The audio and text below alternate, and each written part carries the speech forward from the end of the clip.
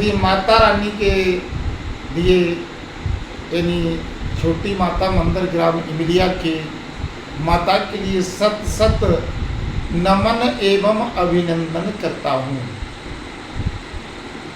क्यों कि मैंने माता रानी के एक नहीं तीन तीन और तीन तीन नहीं मैंने सैकड़ों परिणाम अपनी आँखों से ले लिए, अपनी आत्मा से ले लिए। क्योंकि आज माता रानी के मंदिर पर जो अखंड रामायण का पाठ चल रहा था, हमारे फौजी श्री अरुण यादव के द्वारा, जो आर्मी में इस समय वर्तमान में नौकरी कर रहे हैं, और आज के ही दिन मेरा फोन गिर गया और फोन गिरने पर मैंने माता से अर्जी लगाई कि मैं आपका भक्त हूँ और श्री हनुमान जी के चरणों का सेवक हूँ, और मेरे साथ मेरा फोन गिरने से मेरे हाथ पैर फूलने लगे। तो मैंने सोचा कि क्यों ना माता रानी से अर्जी लगाई जाए कि मेरा फोन मिल जाए। तो यहाँ पर माता रानी की कृपा वो हुई कि हमारे धर्मवीर जी यादव जी को गिरा हुआ फोन मिला, और उनकी सहानुभूति को भी मैं बार बार नमन एवं अभिनंदन करता हूँ कि ऐसे होनहार बच्चे सबको देके उन्होंने फोन मिला और उन्होंने तत्काल माता रानी की कृपा से मेरा फोन मुझको वापस कर दिया। अरे दुनिया में कहते हैं कि इंसानियत तार तार हो गई, नहीं, इंसानियत तार तार नहीं हुई है। अभी भी इंसानियत का ग्राफ बढ़ा हुआ है। और उन्होंने कहा कि फोन मुझे मिल गया है। हमारे धर्म सिंह जी ने फोन लगाया तो उन्होंने तत्काल फोन उठाया। उन्होंने पूछा कि ये फोन किसका है, तो उन्होंने कहा कि हनुमंत सिंह बब्बा जी का ये फोन है। तो उन्होंने तत्काल फोन वापस कर दिया। मैं कहाँ तक ऐसे महान पुरुषों की गाथा गा सकूं और कहाँ तक मैं माता रानी के आशीर्वाद को ठुकरा सकता हूँ।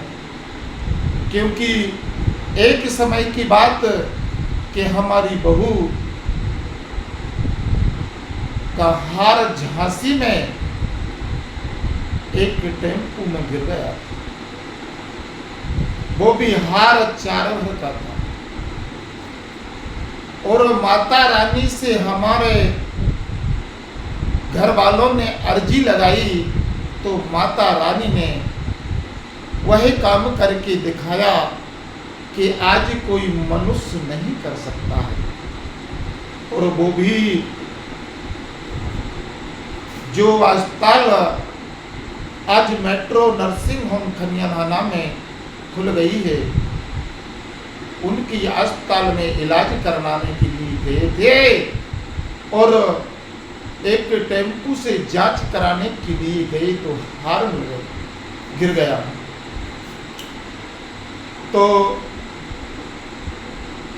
मुझे तो हमारे बच्चे ने बताया नहीं कि हार गिर गया, लेकिन माता रानी को अर्जी लगाई तो माता रानी की वो कृपा हुई और उस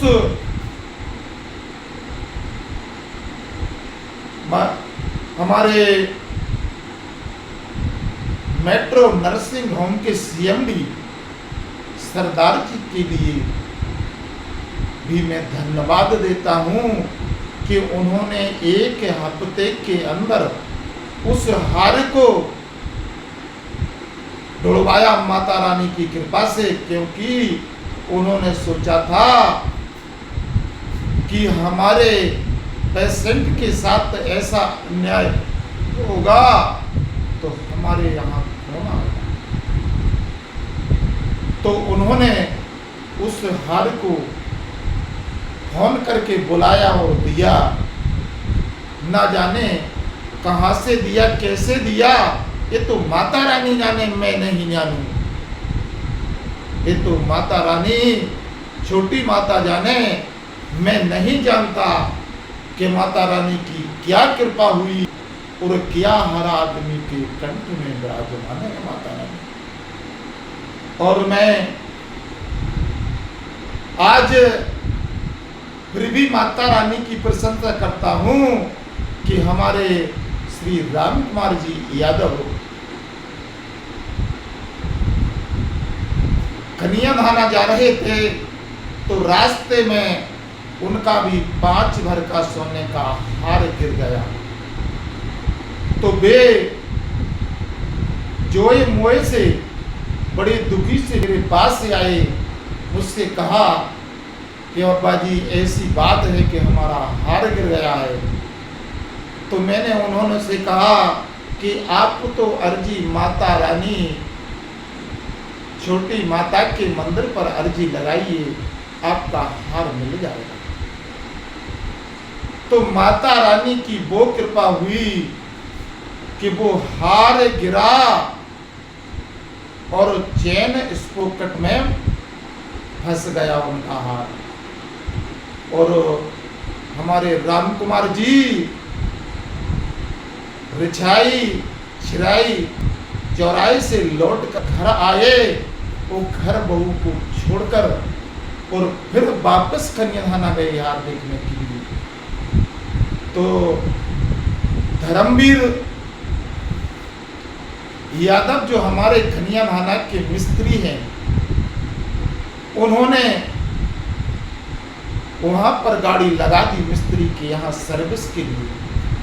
तो सर्विस करवाई, तो सर्विस करवाते समय वह हार उन्हें चैन स्पोकट में फंसा हुआ दिखा। तो उन्होंने कहा कि राम कुमार दाऊ ये क्या है। तो उन्होंने कहा कि परिस्थिति ऐसी ऐसी है। उन्होंने आदमते पूरी सारी कथा सुनाई और वो भी इस प्रकार सुनाई जिस प्रकार माता सीता को श्री हनुमान जी ने सुनाई थी।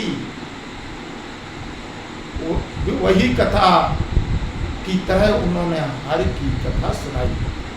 तो हार मिल गया। आज सरकारें कहती हैं अंधविश्वास, हमारे पढ़े लिखे वैज्ञानिक कहते हैं कि अंधविश्वास में मत पड़ना।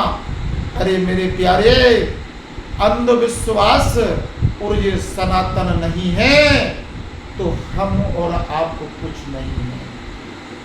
यदि हमने गलतियां की हैं तो कहां पर की हैं कि एक तो दारू और दूसरे छुआछूत ने इस भारत को सोने की चिड़िया होते हुए और जहर की पुड़िया बना दिया है। और आज हमारे देवी देवताओं का सम्मान वो सम्मान है कि जिसकी मैं तुलना नहीं कर सकता हूँ।